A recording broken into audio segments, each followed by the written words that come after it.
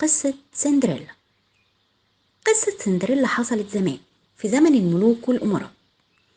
بتتكلم عن ازاي بنت صغيرة قدرت انها تتغلب على ظروفها وبقت أميرة المملكة. كان يا مكان كان في بنت صغيرة عايشة في سعادة وهنا مع باباها، وكانت بتحب دايما تلعب مع أصحابها الحيوانات. بس باباها كان حاسس ان في مشكلة عندها، ان هي فاقدة حنان الأم. فقرر في يوم من الأيام انه يتجوز ست جميلة أرستقراطية من الوسط بتاعه. عندها بنتين في نفس عمر سندريلا، درية ونفيسة. درية ونفيسة ما كانوش بيحبوا يلعبوا مع سندريلا أبدا، وكانوا دايما هم ومامتهم حاسين ان سندريلا مش من مستواهم. عدت الأيام وسندريلا حاولت على قد ما تقدر انها تبقى صاحبتهم، بس مع الأسف ما قدرتش. وفجأة بابا سندريلا توفى. سندريلا زعلت عليه جدا وما كانتش عارفة تعمل ايه، ومن كتر حزنها ما خدتش بالها من الخطة الشيطانية اللي مرات باباها قررت انها تعملها. مرات باباها قررت انها تستولى على كل املاك سندريلا واموالها والبيت، وتفهمها انها فقيرة، واقنعت سندريلا ان باباها كان مديون بفلوس كتير وان هي اللي سددتها. مش بس كده، وكمان هتعيش سندريلا في بيتها مجرد خدام بعد ما كانت صاحبة البيت، وخلت سندريلا تحس دايما إنها مديونة لها وإنها لازم ترضيها بأي وسيلة. ومن طيبة قلبها كمان هتسمح لسندريلا إنها تعيش معاها بقية عمرها. سندريلا كانت دايما حاسة إنها لازم ترضي مرات باباها علشان المعروف اللي عملته معاها، إنها سمحت لها إنها تعيش معاها وما رمتهاش في الشارع، وقبلت إنها تعيش خدامة في بيتها. عدت السنين وسندريلا كبرت وبقت عروسة جميلة، وكانت بتحاول تشغل وقتها دايما في إنها تخلص شغل البيت، وكانت بتلعب مع أصحابها الحيوانات، بيغنوا سوا ويتبسطوا سوا. وكان طبعا مرات باباها ودرية ونفيسة ما كانوش بيحبوها خالص ولا بيحبوا يتعاملوا معاها، غير يقعدوا يأمروها طول الوقت: نضفي ده، اعملي ده، وجيبي ده، وكده. وفي يوم من الأيام صحيت سندريلا كالعادة، وبدأت يومها بنشاط وسعادة. وضبت سريرها وبعدين نزلت تحضر الفطار زي كل يوم، لمت الغسيل، مسحت الأرض، وعملت كل حاجة، وما كانتش عارفة إن اليوم ده هيعمل فرق كبير قوي في حياتها. كانت سندريلا بتعمل شغل البيت ومش واخدة بالها من أي حاجة. كان في المملكة اللي عايشة فيها ملك، والملك ده كان ملك عظيم، وكانت مشكلته الوحيدة إنه كان عنده ابن وحيد، فارس وسيم، بس مش راضي خالص إنه يتجوز. كانت أمنية حياة الملك إنه يكون عنده أحفاد، وكان ده شيء يزعله جدا لأن ابنه كان رافض تماما إنه يتعرف على أي حد، بحجة إنه ما عندوش وقت، وإنه هو دايما مشغول في رحلات الصيد وفي إدارة المملكة وفي الفروسية. وفي اليوم ده كان الملك زعلان جدا وقعد يشتكي للوزير. فالوزير جات له فكرة حلوة جدا. قال للملك إن هم يعملوا حفلة ويدعوا ليها كل الجميلات الموجودين في المملكة والممالك اللي جنبهم، وبكده هيحطوا الأمير أمام الأمر الواقع، لأنه أكيد هيلاقي واحدة تقدر إنها تلفت نظره ويشاركها حياته الجاية. الملك اتبسط جدا من فكرة الوزير، وقرر إنه يبعت دلوقتي حالا الدعوات. وفعلا رسل الملك بدأوا يروحوا لكل البيوت في المملكة علشان يدعوهم للحفلة اللي هتكون الساعة 8 تاني يوم. في الوقت ده كانت سندريلا عمالة تخلص شغل البيت، وبعد ما خلصت الفطار بدأت تمسح الأرض. وكانت طبعا مرات باباها ودوريا ونفيسة بيتعمدوا دايما إنهم يهنوها. كانت سندريلا بتزعل وبتقعد تعيط وتقعد تفتكر باباها ومامتها، فتروح تفتح صندوق الذكريات بتاعها وتبدأ تقرأ القصص اللي كان باباها بيقراها لها وهي صغيرة، وتحكيها لأصحابها الحيوانات. وكان في قط رزق لمرات باباها دايما بيحاول إنه يضايقها ويوسخ لها الأرض. فبدأت سندريلا إنها تزعق له، وفجأة سمعت خبط على الباب. راحت سندريلا تفتح الباب واتفاجئت بمرسال الملك موجود قدامها، وسلمها دعوة الملك وقال لها إنها لازم تبلغها لسيدات المنزل. سندريلا استغربت من الدعوة وما كانتش عارفة فيها إيه، خدت الدعوة وطلعت لفوق لحد ما وصلت للأوضة بتاعة الموسيقى اللي كانت درية ونفيسة بيتعلموا فيها الموسيقى مع مامتهم. فتحت الباب وبلغتهم إن دي دعوة من الملك. مرات باباها اتخضت وجريت درية تاخد من سندريلا الدعوة واديتها لمامتها، ومن كتر ما هما مستعجلين بدأت مامتها تقراها وما خدتش بالها إن سندريلا لسه واقفة في الأوضة. الملك يتشرف بدعوة جميع السيدات في المملكة لحضور الحفل غدا في الساعة 8 مساء لكي يقوم الأمير باختيار شريكة حياته. درية ونفيسة طبعا اتبسطوا جدا، كل واحدة فيهم قعدت تحلم وتتخيل إن هي بقت الأميرة، أميرة المملكة. لما سندريلا سمعت الدعوة قالت بصوت عالي: بما إن الملك أمر إن كل البنات اللي في المملكة هتحضر، يبقى أنا كمان من حقي إني أحضر، وإلا هنخالف أوامر الملك. فجأة الكل خد باله إن سندريلا لسه واقفة واترعبوا من جمال سندريلا. وردت عليها مرات باباها وهي عمالة تفكر في سرها وقالت لها: طبعا أكيد لازم تيجي، بس بشرط، لازم تخلصي كل الحاجات اللي وراكي يا سندريلا. لازم تخلصي كل التنظيف وتحضري الأكل وتغسلي الهدوم وتمسحي الأرض، وكمان لازم تحضري فستان يليق بالحفلة. لازم يكون فستان جميل ويليق بحفلة الملك. سندريلا قالت لها: ما تقلقيش، أنا هحاول على قد ما أقدر إني أخلص كل حاجة وأكون جاهزة كمان، وأكيد هاجي معاكم الحفلة. نامت سندريلا على أمل إنها تبدأ يومها بكرة بدري وتخلص كل حاجة، وقعدت تحلم بالفستان اللي هتعمله. كانت مشكلة سندريلا إن بالرغم إن عندها الفستان بتاع مامتها، بس الفستان ده مش كامل، كان لسه عايز يتحطله فيونكات وحاجات تجمله أكتر عشان يليق بحفلة الملك. قعدت سندريلا تفكر هتجيب الخامات منين، معرفش. فقررت إنها تنام وتصحى تاني يوم تخلص الشغل وتحاول تخلص الفستان. في الوقت ده كان صحابها الحيوانات سامعينها وقعدوا يتفرجوا على الرسمة اللي مرسومة في الدفتر بتاعها، وقرروا انهم يساعدوها ويعملوا لها الفستان بنفسهم. كانت فكرة من فار من الفيران انهم يروحوا ياخدوا الحاجات بتاعت نفيسة ودرية اللي ما بيستخدموهاش ورمينها، زي العقد والأقمشة والفيونكات، ويكملوا بيها الفستان. وفعلا بدأوا يلموا الحاجات وسهروا يعملوا الفستان. سندريلا صحيت تاني يوم بدري وبدأت تنظف وتغسل وتحاول تخلص كل حاجة علشان تلحق تعمل الفستان، بس مع الأسف مرات باباها ودورية ونفيسة ما سابوهاش في حالها وقعدوا يدوها شغل كتير تعمله ويشغلوا وقتها على قد ما يقدروا لحد ما الساعة جت 8. سندريلا كانت هلكت من كتر الشغل عقبال ما قدرت تخلص كل حاجة، وزعلت جدا لأنها ما قدرتش تخيط الفستان. وصلت العربية تحت البيت واضطرت سندريلا انها تروح تبلغ مرات باباها ونفيسة ودرية ان العربية وصلت علشان تاخدهم لقصر الملك. مرات بابا سندريلا قعدت تتريق عليها هي ودرية ونفيسة وقالوا لها: ايه ده، انتي لسه ما جهزتيش؟ احنا بقى هنضطر ان احنا نمشي ونسيبك. وقعدوا يضحكوا عليها. سندريلا زعلت وطلعت اوضتها في البرج العالي اللي في البيت وحيدة وحزينة. كان شباك اوضة سندريلا بيبص على قصر الملك، وبالرغم انه بعيد بس كان الليلة دي بيتلقلق زي النجوم. سندريلا قعدت تتفرج عليه من الشباك، وكانت أمنية حياتها إنها تروح الحفلة وتشوف القصر من جوه. في الوقت ده حست إن في نور اتفتح وراها، انضارت وبصت لقت الدولاب بيتفتح وبيظهر منه فستان جميل، ولقت صحابها عاملين لها مفاجأة ومبسوطين جدا. سندريلا ما صدقتش نفسها من الفرحة ومسكت الفستان وقعدت تلف بيه وتطير، وشكرت صحابها الحيوانات إنهم ساعدوها في عمايل الفستان وهيخلوها تروح الحفلة. ولبست الفستان بسرعة ونزلت جري. كانت درية ونفيسة ومامتهم نازلين على السلم علشان يخرجوا بره. سندريلا قالت لهم: استنوني، أنا خلاص جهزت وجاية أهو معاكم.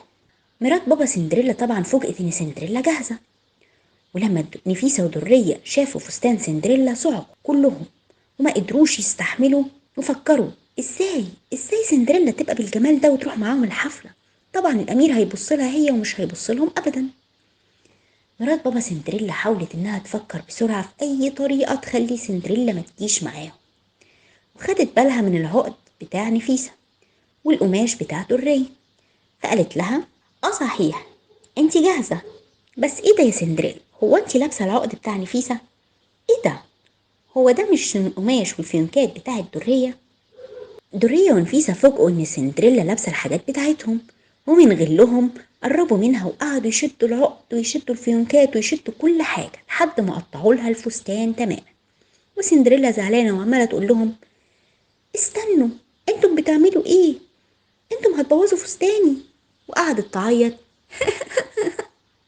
وهم مش سائلين فيها تماما لحد ما قطعوا لها كل هدومها.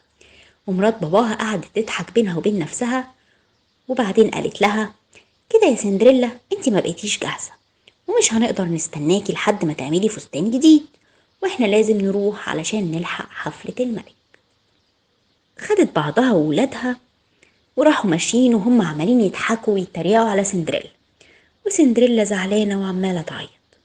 سندريلا ما صدقتش الصدمة، وخدت بعضها وطلعت تجري لحد ما وصلت عند النافورة اللي في الجنينة، وقعدت تعيط، وصحابها عمالين يراقبوها ومش عارفين يعملوا لها ايه، وزعلوا جدا على الفستان اللي اتقطع.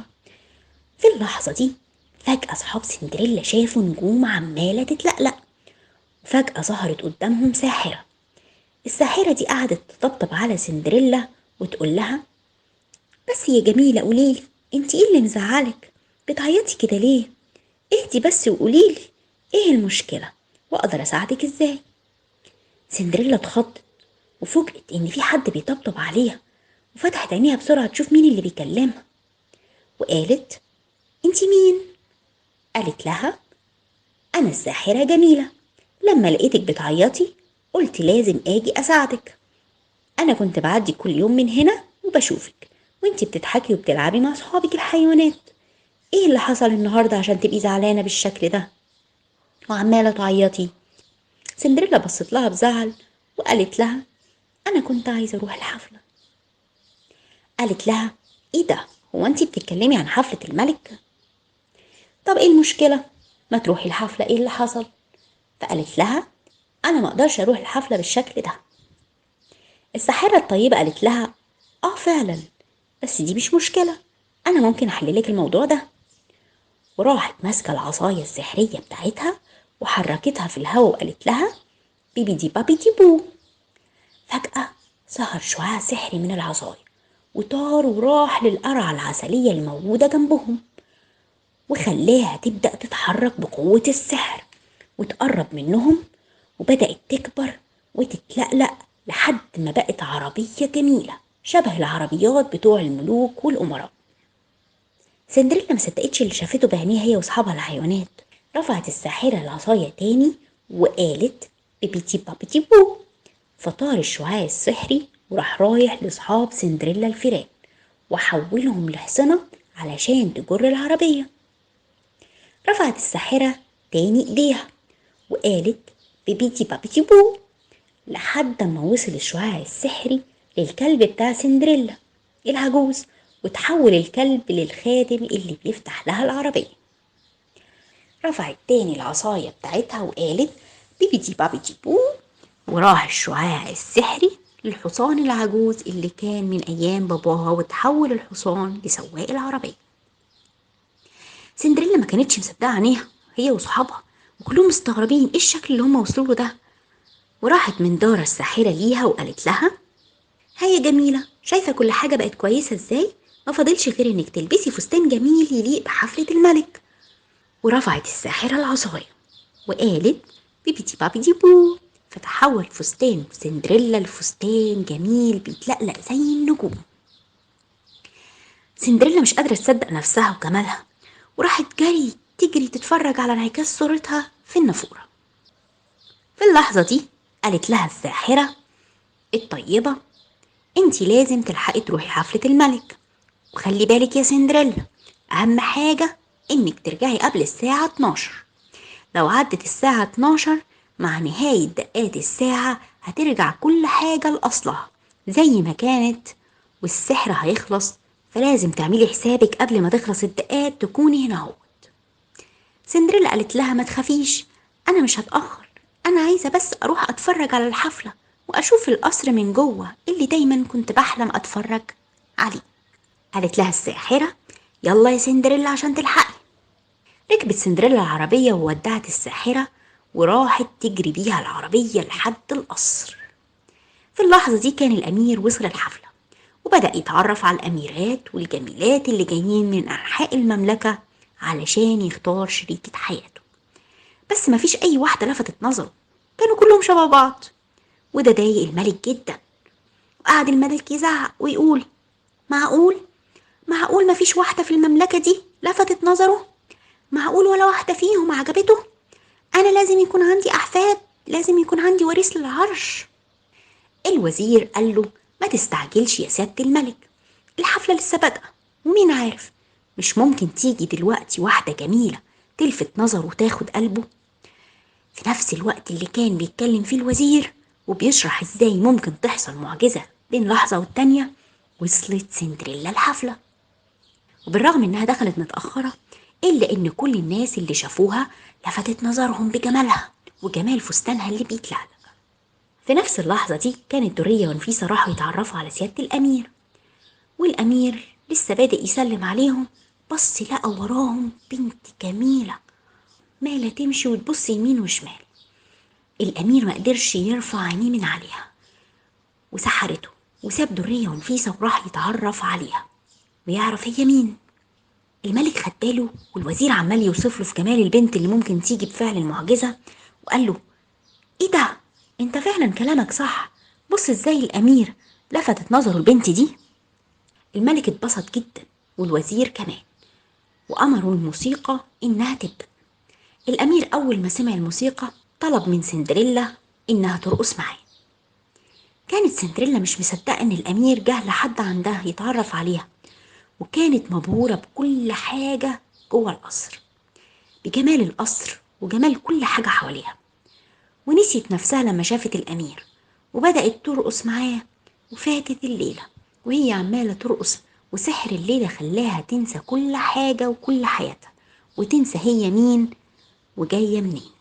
كانت درية ونفيسة ووالدتهم بيشبهوا على البنت الجميلة اللي دخلت الحفلة، وعمالين يقولوا انهم اكيد شافوها في حتة، بس يا ترى فين يا ترى فين يا ترى فين، مش فاكرين. الامير خد سندريلا وطلعوا على الفرندا وقعدوا يتفرجوا على جمال النجوم وجمال الليل والبحيرة. فات الوقت ومحدش خد باله من اي حاجة، وسندريلا قاعدة تتكلم مع الامير، وفجأة بدأت تدق الساعة 12. سندريلا اترعبت لما سمعت دقات الساعة وافتكرت كلام الساحرة، وقالت للأمير أنا لازم أمشي دلوقتي. قال لها الأمير أنت رايحة فين؟ استني، أنا مش عارف حتى اسمك، استني. طلعت سندريلا تجري والأمير يجري وراها ويقول لها استني، طب قوليلي على الأقل اسمك إيه؟ طب أنت مين؟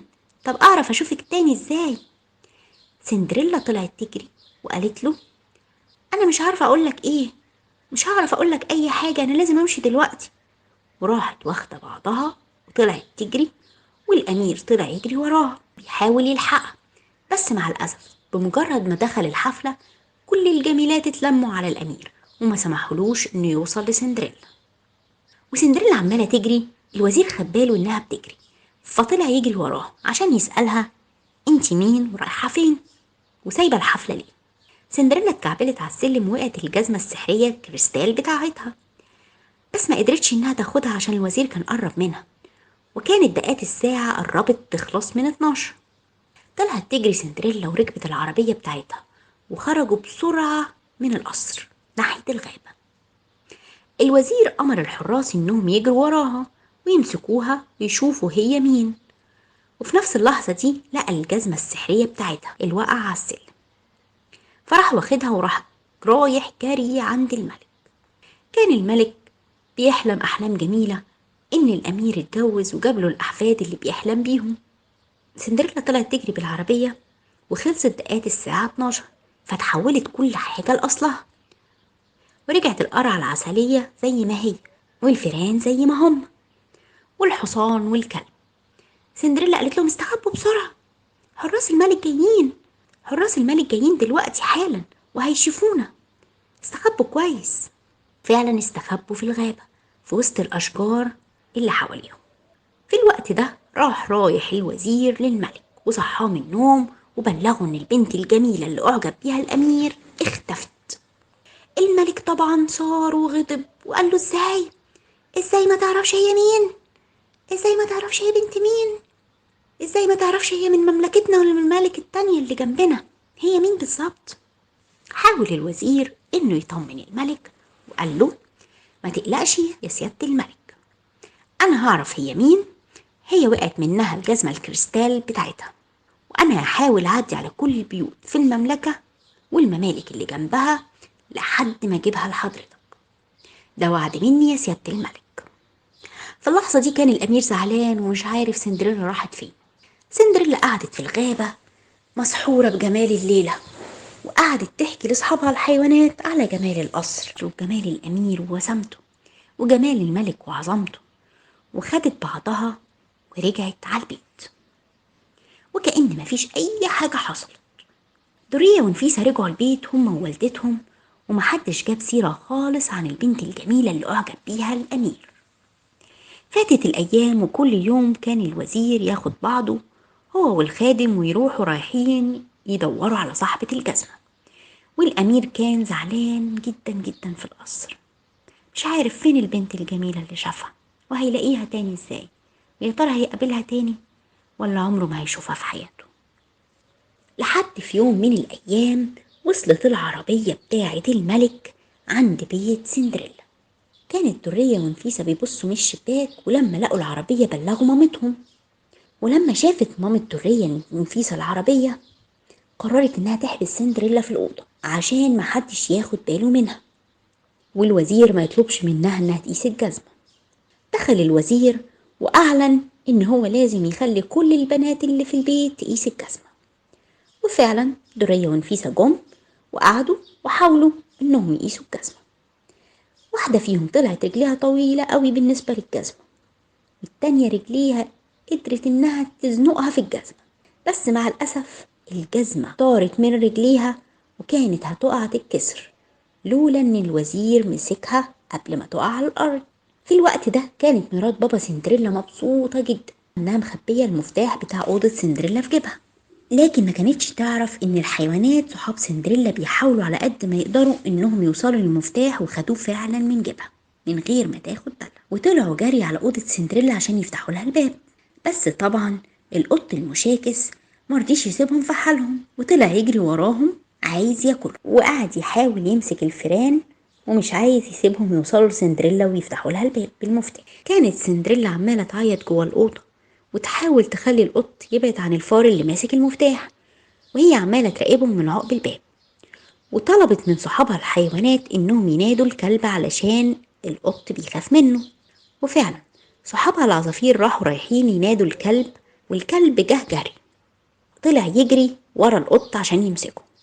القط اول ما شاف الكلب خاف منه وطلع يجري ونط من الشباك وساب الفيران والمفتاح، وبسرعة فتحوا الباب وسندريلا قدرت انها تخرج. في الوقت ده كان الوزير خلص قياس الجزمة وسأل إذا كان في بنات تانيين في البيت، فمرات بابا سندريلا قالت له لأ مفيش أي حد تاني. فخد بعضه ولسه هيمشي سمع صوت على السلم بيقول له أنا هنا، أنا لسه ما قستش الجزمة، استنى. الوزير اندار بص لقى بنت جميلة جدا جدا نازلة من على السلم، فأعجب بيها جدا وقال أنا لازم أخليها تقيس الجزمة. مرات بابا سندريلا اترعبت وحاولت على قد ما تقدر تخلي الوزير ما يخليهاش تقيس الجزمة، وقالت له دي الخدامة، ازاي هتخليها تقيس الجزمة؟ دي مش من مستوى الملك، مش من مستوى الأمير. الوزير قال لها بعد إذنك أوامر الملك واضحة إن كل البنات تقيس الجزمة، وأمر الخادم إنه يرجع بالجزمة عشان سندريلا تقيسها. والخادم ماشي. كانت مرات بابا سندريلا بتفكر في أفكار شيطانية، فقررت إنها تكعبل الخادم، ووقعت فعلا الجزمة بعد ما طارت في الهوا واتكسرت. الوزير قال إيه ده؟